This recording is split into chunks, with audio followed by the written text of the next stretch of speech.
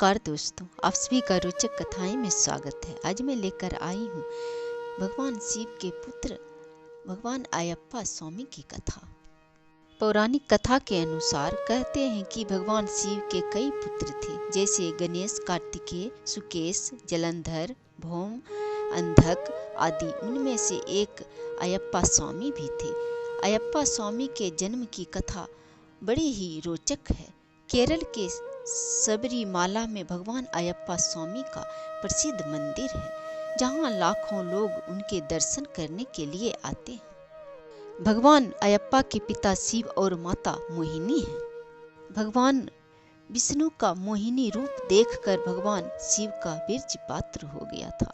उनके वीर्य को पार्द कहा गया है और उनके वीर्य से ही बाद में सत्व नामक पुत्र का जन्म हुआ, जिन्हें दक्षिण भारत में अयप्पा कहा गया है। शिव और विष्णु से उत्पन्न होने के कारण उनको हरिहर पुत्र कहा जाता है। धार्मिक कथा के मुताबिक समुद्र मंथन के दौरान भोलेनाथ भगवान विष्णु के मोहिनी रूप पर मोहित हो गए थे और इसी के प्रभाव से एक बच्चे का जन्म हुआ, जिसे उन्होंने पंपा नदी के तट पर छोड़ दिया। इस दौरान राजा राजशेखरा ने उन्हें 12 सालों तक पाला। बाद में अपनी माता के लिए शेरनी का दूध लाने जंगल गए।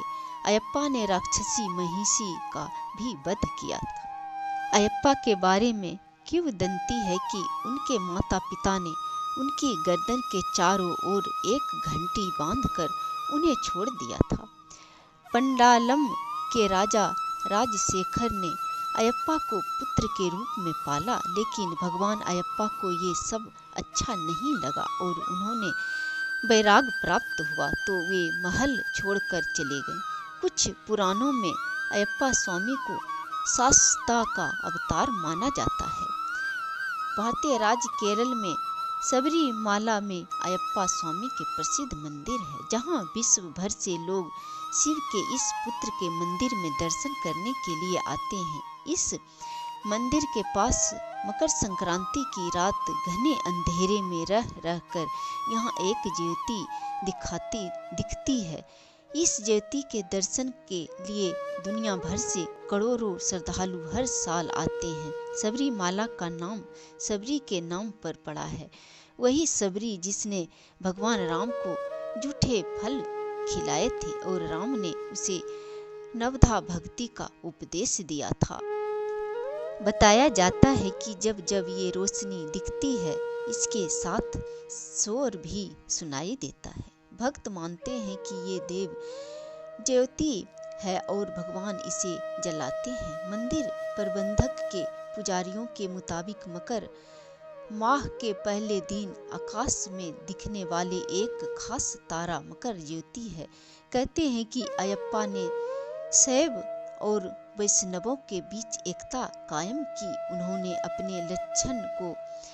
अपने लक्ष्य को पूरा किया था और सबरीमाला में उन्हें दिव्य ज्ञान की प्राप्ति हुई थी। यह मंदिर पश्चिमी घाटी में पहाड़ियों की श्रृंखला सहस्रनादी के बीच में स्थित है। घने जंगलों, ऊंची पहाड़ियों और तरह तरह के जानवरों को पार करके यहाँ पहुँचना होता है, इसलिए यहाँ अधिक दिनों तक कोई ठहरता नहीं है।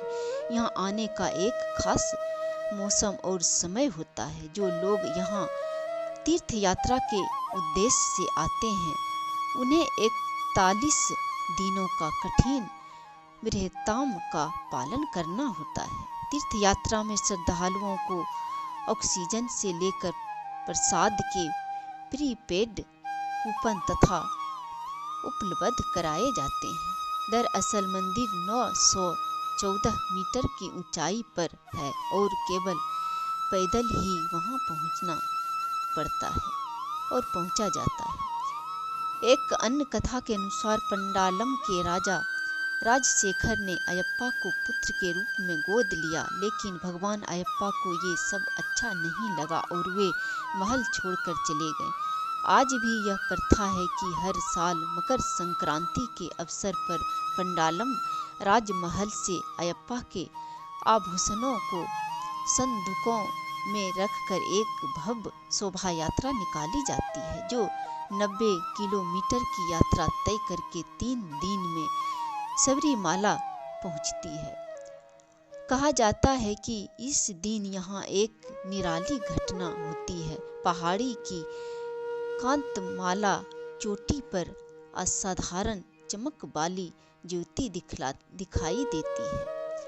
15 नंबर का मंडप और 14 जनवरी की मकर बिल्कु ये सबरीमाला के प्रमुख उत्सव है। मलयालम पंचांग के पहले 5 दिनों और बीसू माह यानी अप्रैल में ही इस मंदिर के पट खोले जाते हैं। इस मंदिर में सभी जाति के लोग जा सकते हैं, लेकिन 10 साल से 50 साल की उम्र की महिलाओं के प्रवेश पर मनाही है। सबरीमाला में स्थिर इस मंदिर प्रबंधक का कार्य इस समय त्रावणकोन देवास्वम बोर्ड देखती है, और इस मंदिर में पूजा और अर्चना और दर्शन करने से मनोकामना पूर्ण होती है। जय श्री राम।